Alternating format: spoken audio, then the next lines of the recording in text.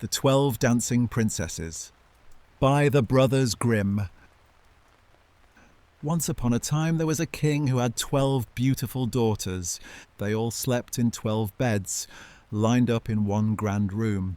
Each night the doors were shut and locked, but every morning their shoes were found worn through, as if they had danced all night long.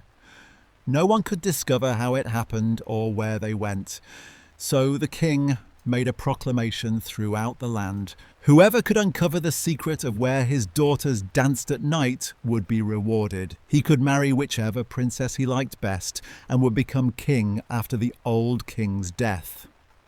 But if anyone tried and failed after 3 nights, he would lose his life. Many princes came to try their luck. They were welcomed warmly, given fine rooms next to the princesses, and told to keep watch.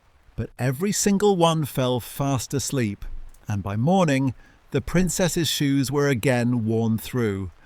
After the 3rd night the unlucky suitor would lose his head. So it went, time after time. Now it happened that a soldier, wounded in battle and unable to fight any longer, was wandering through the kingdom. As he walked through a forest, he met an old woman who asked, "Where are you going, my good man?" "I hardly know," said the soldier, "but I've heard of the king's challenge. Perhaps I'll try my luck and maybe win a princess." The old woman smiled. "That's not so hard if you know what to do. Take my advice. Don't drink the wine one of the princesses will offer you. Pretend to sleep and you'll see what happens."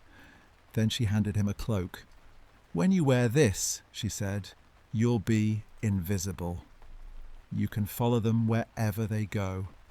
Grateful for her help, the soldier went straight to the king and offered to take on the task. That evening the soldier was given royal robes and led to his chamber beside the princess's room. Soon the eldest daughter brought him a golden cup of wine, but remembering the old woman's words, he secretly poured it out and lay down as though he were drifting into a deep sleep. Before long, his snoring echoed through the chamber. The princesses giggled.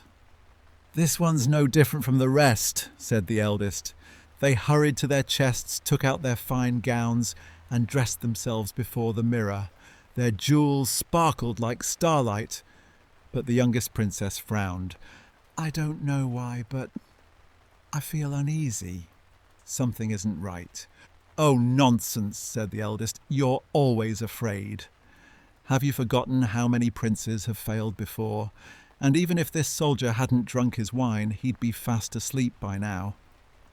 When they were ready, the eldest approached her bed and clapped her hands. Instantly the bed sank into the floor, revealing a trap door beneath. One by one the princesses descended the hidden stairs, eldest first. The soldier sprang up, threw on the invisible cloak, and followed. But halfway down he accidentally stepped on the youngest princess's gown. "Someone took hold of my dress," she whispered, trembling. "Just a nail in the wall," said the eldest quickly. At the bottom of the stairs they entered a shimmering grove where all the leaves on the trees were made of silver. They glittered and chimed softly as the sisters passed beneath them. The soldier broke off a small branch to keep as proof. A loud crack echoed through the grove. The youngest gasped, "Did you hear that? That's never happened before." "It's only our princes cheering for us," said the eldest. Soon they came to a second grove where the leaves were of gold, and then a third where they sparkled like diamonds. Each time the soldier broke a branch, and each time the youngest grew more fearful, but her sisters only laughed. Beyond the groves lay a great lake. On the shore waited 12 small boats, each rowed by a handsome prince. The princesses stepped into the boats, and the soldier slipped into the same one as the youngest. The prince rowing her boat said, "I don't know why, but the boat feels so heavy tonight." "It must be the warm air," she said lightly, though she glanced around uneasily. On the far side of the lake rose a shining castle. Music drifted out, horns, drums, and sweet laughter. Inside, candles blazed, and the floor shimmered like glass.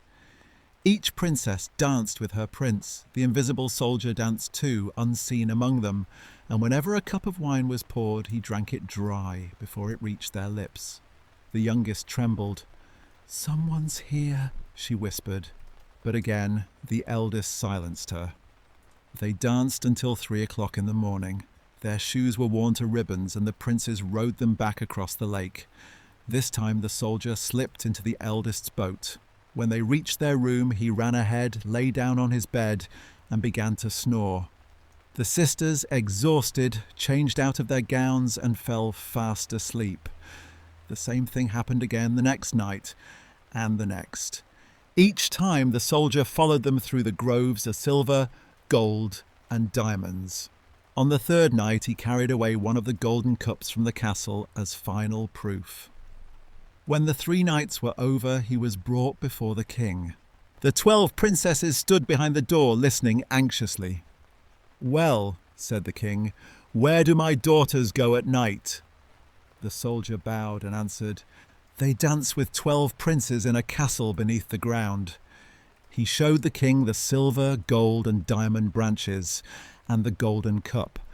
When the king called his daughters in, they could deny it no longer. They confessed everything. The king then asked the soldier which of his daughters he wished to marry. He smiled and said, "I am not a young man, so I will choose the eldest." And that very day they were married. The soldier became the king's heir, and the secret of the 12 dancing princesses was never hidden again. The end.